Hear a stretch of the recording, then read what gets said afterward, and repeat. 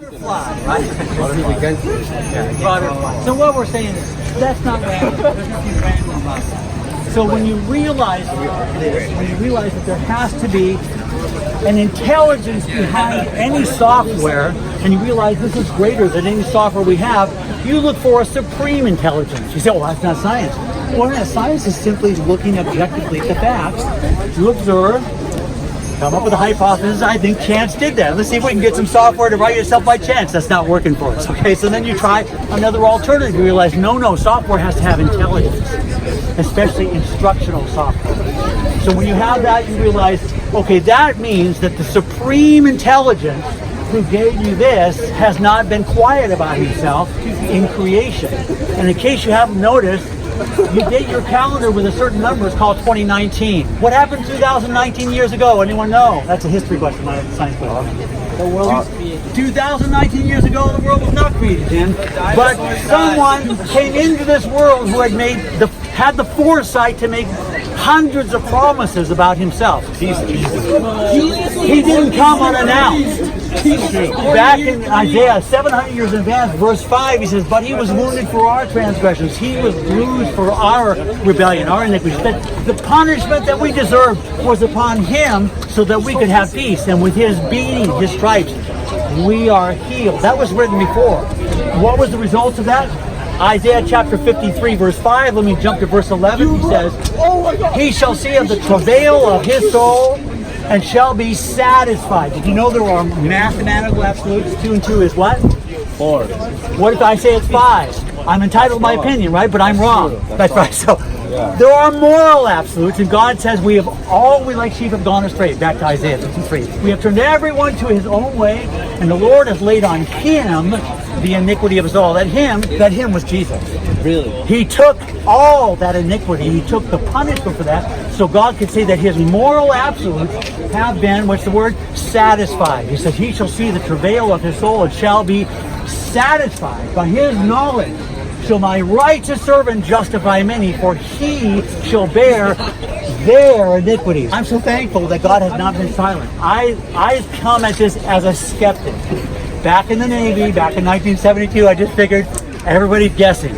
I just figured nobody knew. I didn't know about the kind of evidence that not only is backed up by science, but by Scripture as well. That's what we call ourselves, science, Scripture, and salvation. If there's no salvation involved, I'm thinking, what a waste of time this is. We're all having this interesting conversation, have a nice day.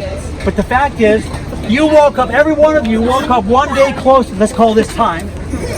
That's eternity, right? You're not in eternity yet. You're still in time, but every day you wake up, you're a day closer to eternity. What if you don't like it? Can't change it. So what if you don't make the right decision about this one, and you step over the line of time and into eternity? That's not a when. Excuse me, that's not an if, that is a when. The door closes, you go, oh, I need a do-over.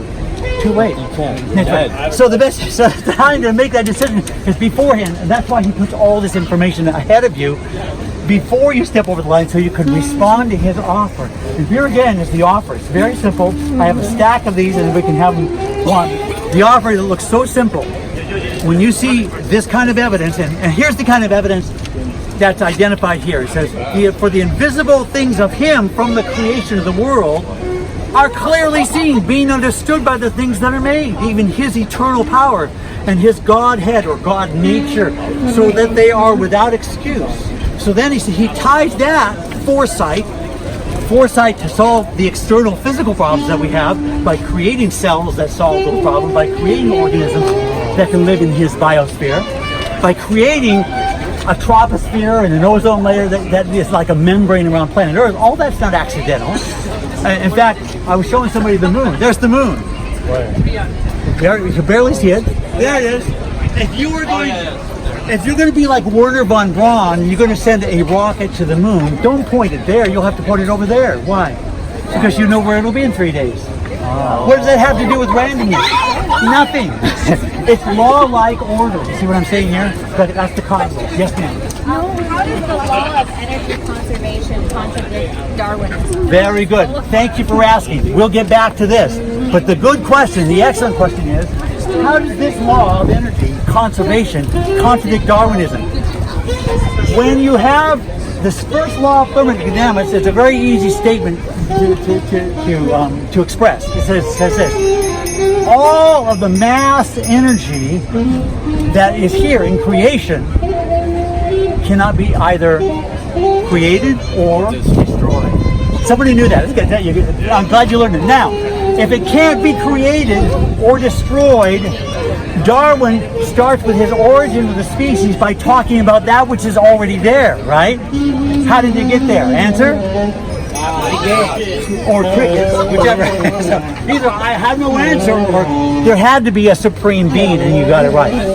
This supreme being, thank you very much, was the one who could put that energy there in the first place. But then you get the Darwinism come in and say, yes, but after millions of years, we believe that complexity would increase. However, the second law of thermodynamics says there is a law which knows no exception, that with the arrow of time, you have increasing entropy. Who can tell me what entropy is?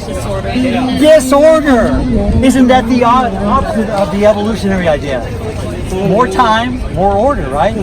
But in fact, the law of science says exactly the opposite. More time, more disorder. Thanks for everyone here. So these are things to think about if someone would like this.